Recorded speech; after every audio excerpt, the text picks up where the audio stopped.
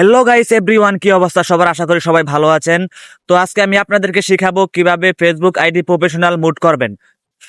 তো সবাই স্ক্রিনের দিকে লক্ষ্য রাখুন। তো প্রথমে আমি আমার ফেসবুক অফিসিয়াল অ্যাপে ঢুকলাম।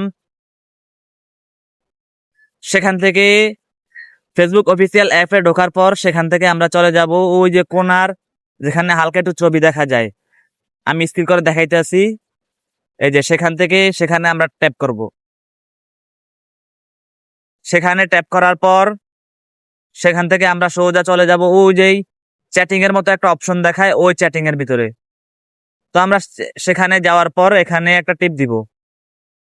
এখানে ট্যাপ করার পর এখান থেকে এমন একটা ইন্টারফেস চলে আসবে আমাদের সামনে।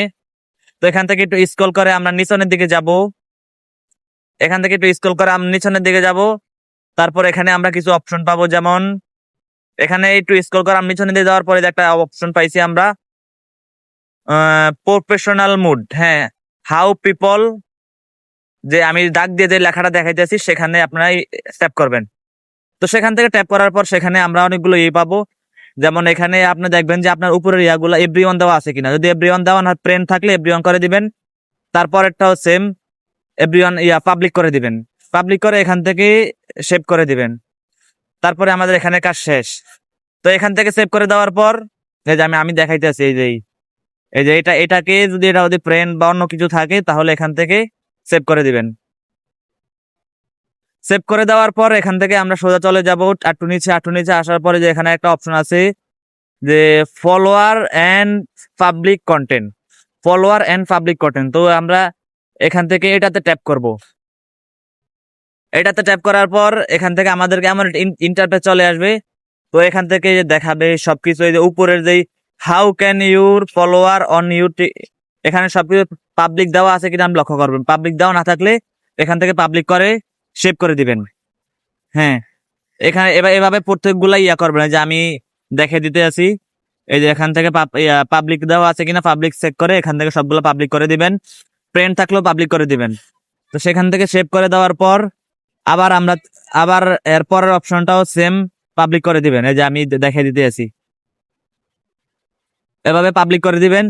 তো এভাবে প্রত্যেকটা পাবলিক করে দেওয়ার পর এখানে আমাদের এখানে আরেকটা আছে, সেটাও পাবলিক করে দিবেন। এটা পাবলিক করে দেওয়ার পর এখান থেকে সেভ করে দিবেন। তারপরে এখানে আর তেমন কিছু নাই। হ্যাঁ, তারপরে এখান থেকে ব্যাকে টান দিবেন।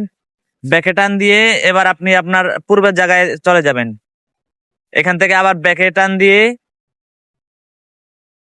এখানে চলে যাবেন। এখান থেকে আপনি আপনার এই যে আইডির যে মেইন আইডি আছে না, হ্যাঁ, আইডির কোনায় ট্যাপ দিবেন। এই যে আমি দেখিয়ে দিতে আছি, এই কোনায় ট্যাপ দেওয়ার পর সেখান থেকে এমন একটা ইন্টারফেস চলে আসবে। তো সেখান থেকে এই যে নিচনে কোনায় 3 ডট লাইন, আমি দিয়ে দেখাই দিতে আছি, এই 3 ডট লাইনে ক্লিক করবেন। তো এই 3 ডট লাইনে ক্লিক করার পর এমন একটা ইন্টারফেস চলে আসবে। তো এখান থেকে আমাদেরকে, যেমন আমার ফোনে প্রফেশনাল মুড চালু করা, তাই এখানে দেখাচ্ছে যে আমি দেখা দিতে আছি। এখানে যে আমি দিয়ে দেখা দিতে আছি। তো এখানে লেখা উঠবে যে আমার এখানে লেখা আছে টার্ন অন প্রফেশনাল মুড, আপনাদেরকে লেখা থাকবে টার্ন অন প্রফেশনাল মুড।